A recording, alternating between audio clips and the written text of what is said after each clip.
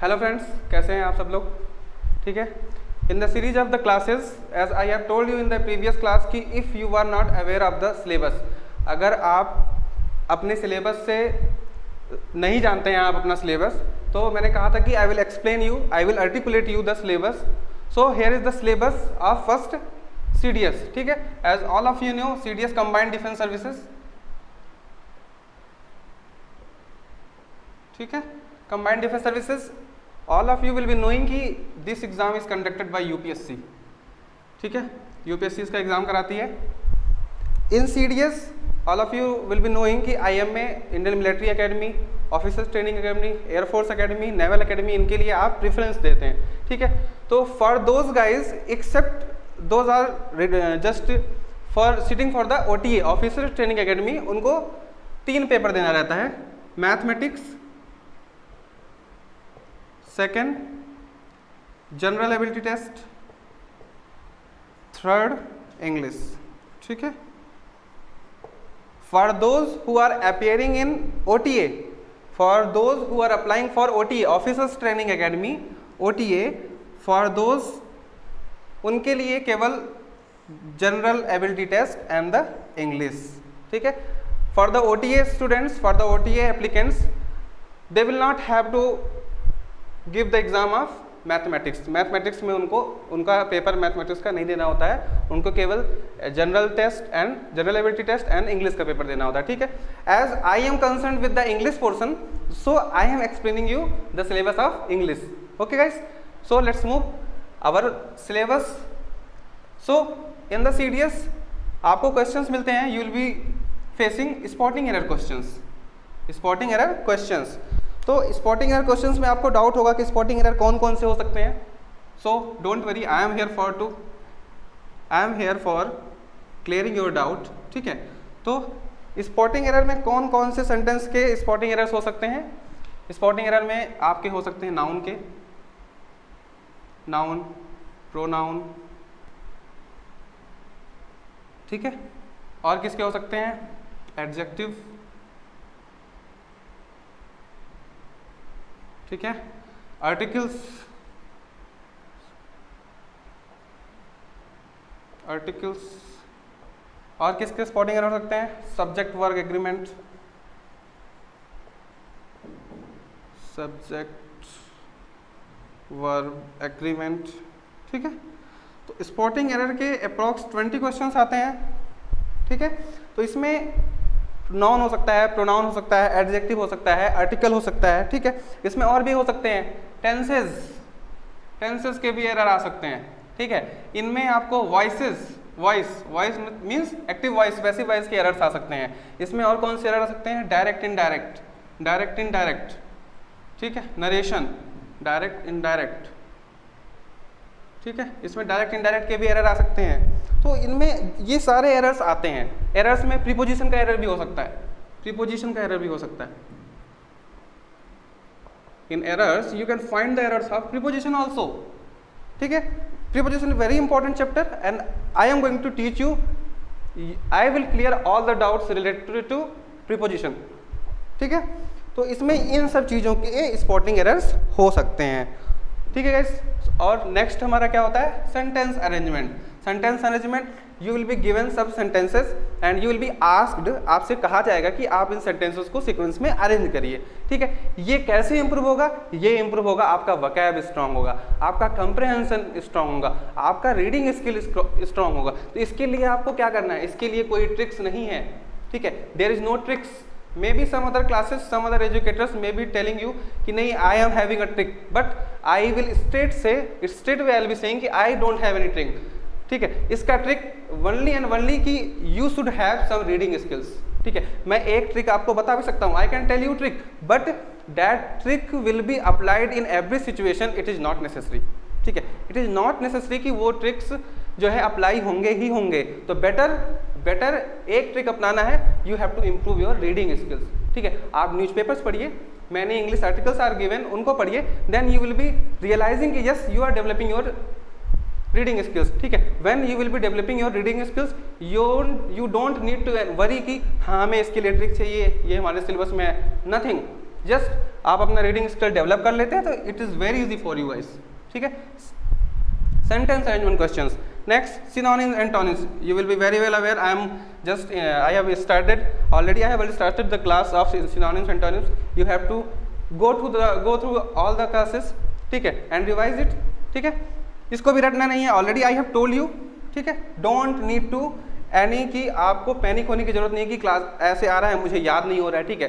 तो उसका सिंपल है, आपको केवल प्रैक्टिस करना है, मोर एंड मोर प्रैक्टिस, ठीक है। जितना ज़्यादा आप प्रैक्टिस कर सकते हैं it will be beneficial for you only, ठीक है। कोई भी ट्रिक्स एग्जाम में अप्लाई होने वाली नहीं है। अगर if you will be given some tricks, ठीक है, I can give you many tricks, but in the exam situation will you be capable, will you be able कि आप वो ट्रिक्स अप्लाई कर पाएंगे, ठीक है। तो better you should make your own tricks, ठीक है, so that you can apply that trick in any situation, ठीक है। Let's move to next. Our next topic क्या आता है? Selecting words. You have to select some words, ठीक है। Next, ordering of the sentences, ठीक है। सेंटेंस अरेंजमेंट क्वेश्चंस आते हैं। Ordering of the sentences from words, आपको वर्ड्स दिए जाएंगे, डिफरेंट कई वर्ड्स दिए जाएंगे, उनसे आपको सेंटेंस ऑर्डर करना है, ठीक है। Next, comprehension question. I will again से कॉम्प्रहेंशन में you will be given passage, you will be given passages and the questions related to that passage will be asked, ठीक है। तो इसमें क्वेश्चंस आएंगे, may be you will be asked, इनमें कुछ words दिए जाएंगे, हाईलाइट किए जाएंगे, उनके सिनोनिम्स पूछ सकता है, उनके एंटोनिम्स पूछ सकता है, ठीक है। अब कॉम्प्रहेंशन स्किल कैसे डेवलप होगी, कॉम्प्रहेंशन स्किल कैसे डेवलप होगी, ठीक है। तो I will be providing you some practice sets, I will make you practice कि इसको कैसे प्रैक्टिस करके आप अपना कॉम्प्रहेंशन स्किल बढ़ा सकते हैं, ठीक है। कॉम्प्रहेंशन तभी आप कर पाएंगे when you will be having a vocab power, ठीक है। वोकैब पावर कैसे डेवलप होगा? I will explain you every word, synonym, antonyms, and except synonym antonyms I will explain more words to develop your vocab power, ठीक है, vocabulary power, ठीक है। Fill in the blanks. Fill in the blanks में क्या आ सकता है? Fill in the blanks में आर्टिकल्स ब्लैंक कर सकता है, फिल इन द ब्लैंक्स में प्रीपोजिशन ब्लैंक कर सकता है, पूछ सकता है कि कौन सा प्रीपोजिशन इसमें सही होगा, please fill in the blanks, ठीक है। ओके, तो एक पार्ट आपका ये भी है कि you will be asked to fill some words और some part of the sentence to in the sentence, ठीक है। सेंटेंस में फिल करने के लिए हो सकता है। Idioms and phrases, EDM phrases आपको अंडरस्टैंड करना है, ठीक है। ईडीएम एंड फ्रेजेस मैं फिर से बोलूंगा, it is not matter to यानी कि आप इसको रटिए, ठीक है, रटना नहीं है। ईडीएम एंड फ्रेजेस आपको प्रैक्टिस करना है।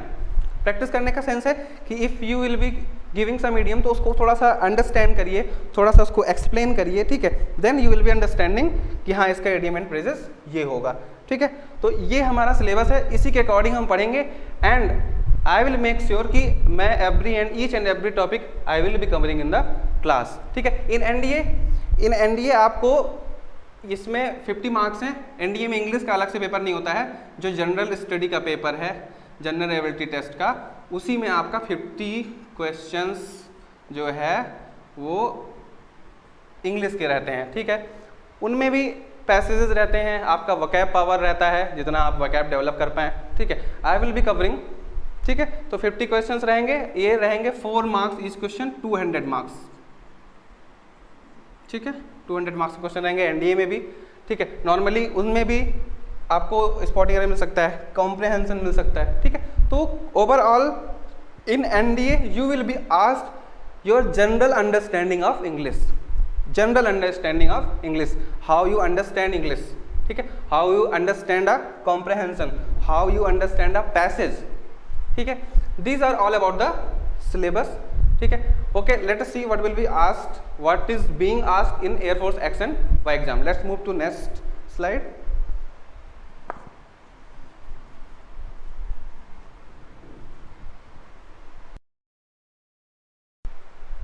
सो अब देखते हैं कि एयरफोर्स एक्स और वाई, ठीक है, जो कि technical and non technical trades होते हैं, ठीक है, techs and non techs trades, ठीक है। इनमें क्या पूछा जाता है, इनमें इंग्लिश के पोर्शन में क्या आता है, ये भी जानना जरूरी है, because I am concern with the English, so I will be telling you only the portion of English, ठीक है। इंग्लिश का पोर्शन जो होगा वही मैं आपसे पूछूंगा, बताऊंगा आपको। तो एयरफोर्स एक्स में first of all we should know कि 20 क्वेश्चंस आते हैं, ठीक है, 20 क्वेश्चंस आते हैं। 20 क्वेश्चंस में इंग्लिश के कौन कौन से मेन पार्ट्स होते हैं? तो फर्स्ट ऑफ ऑल पहला आता है एक शॉर्ट पैसेज, ठीक है। इन शॉर्ट पैसेज से रिलेटेड आपको 4 क्वेश्चंस पूछे जाएंगे, ठीक है, ठीक है, 4 क्वेश्चंस, ठीक है। तो short passage again I am telling you कि इसमें क्या होता है कि आपका कॉम्प्रहेंशन स्किल चेक किया जाता है कि कॉम्प्रहेंशन स्किल कैसा है आपका। And to develop your comprehension skill you should develop your reading skill, ठीक है। आपका रीडिंग स्किल स्ट्रांग होना चाहिए and you should develop your vocab और स्ट्रांग होना चाहिए, ठीक है।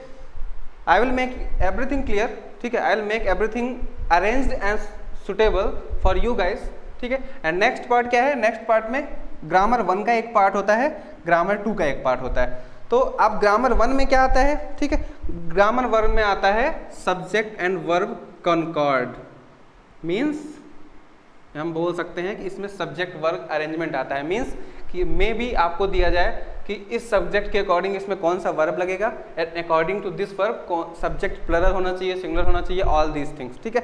सब्जेक्ट वर्ब कॉन्कॉर्ड आता है। फॉर्म्स ऑफ वर्ब्स आते हैं इसमें, फॉर्म्स ऑफ वर्ब, ठीक है, forms of verb. Forms of verb means कि कौन सा वर्ब का कौन सा form you have to fill in that sentence, वो पूछा जा सकता है, ठीक है। इसमें टेंसेस पूछे जा सकते हैं, सीक्वेंसेस ऑफ टेंसेस,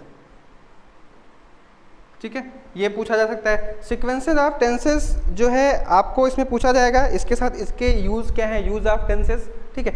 इसके साथ एक बहुत इंपॉर्टेंट फॉर्म है ट्रांसफॉर्मेशन ऑफ सेंटेंसेस, ये ग्रामर 1 के पार्ट में ही पूछा जाता है, transformation of sentences, transformation of sentences, ठीक है। ट्रांसफॉर्मेशन ऑफ सेंटेंसेस में क्या क्या होता है ये भी आप जान लीजिए, क्योंकि आपको पढ़ना है and I have to teach you.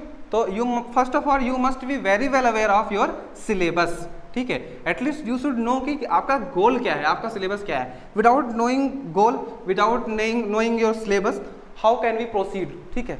तो we have to proceed with a determined goal and with a unshakable syllabus, ठीक है, अनशेकेबल फेथ, ठीक है। तो नेक्स्ट देखते हैं ग्रामर 1 में ट्रांसफॉर्मेशन में क्या क्या आता है। ट्रांसफॉर्मेशन जो है, ट्रांसफॉर्मेशन में आते हैं कंपाउंड सेंटेंसेस, ट्रांसफॉर्मेशन में आता है कॉम्प्लेक्स सेंटेंसेस, ठीक है। ट्रांसफॉर्मेशन इसी में आता है रिमूवल ऑफ टू, ठीक है, इसी में आता है ट्रांसफॉर्मेशन में। और क्या, डिग्रीज, ठीक है। तो ट्रांसफॉर्मेशन में क्या क्या आता है, रिमूवल ऑफ टू, आपको पता ही है टू कैसे रिमूव करते हैं, डिग्रीज कैसे आते हैं, डिग्रीज का कैसे हमें चेंज कर। डिग्रीज में क्या होता है, डिग्रीज में positive degree, comparative degree and superlative degree, ठीक है।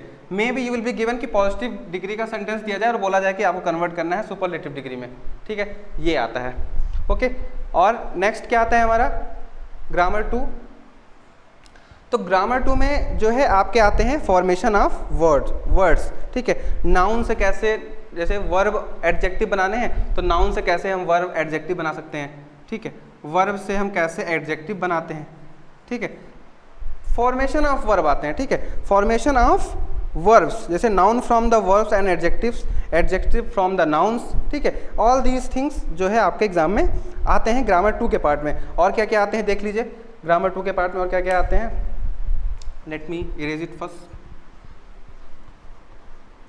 ठीक है। सिलेबस आपको जाना बहुत जरूरी है, you must be aware of syllabus, ठीक है। That's why I am explaining you, I am articulating you कि सिलेबस में क्या क्या आता है। तो ग्रामर 2 में क्या क्या आता है, ग्रामर 2 में आपका डिटरमाइनर्स आते हैं, डिटरमाइनर्स,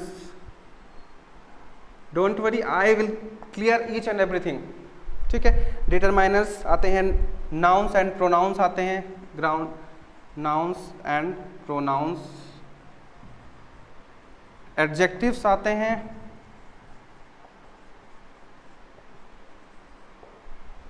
ठीक है, एडजेक्टिव्स आते हैं, एडजेक्टिव, एडवर्ब आते हैं, कंजक्शंस आते हैं, एडवर्ब, कंजक्शन, ठीक है। और मॉडल्स, मॉडल्स में जैसे माइट, कुड, शुड, इनका यूज होता है ना, मॉडल्स आते हैं, ठीक है। ओवरऑल एक और इसमें इंपॉर्टेंट पार्ट है क्लासेस, क्लॉजेज आते हैं, ठीक है।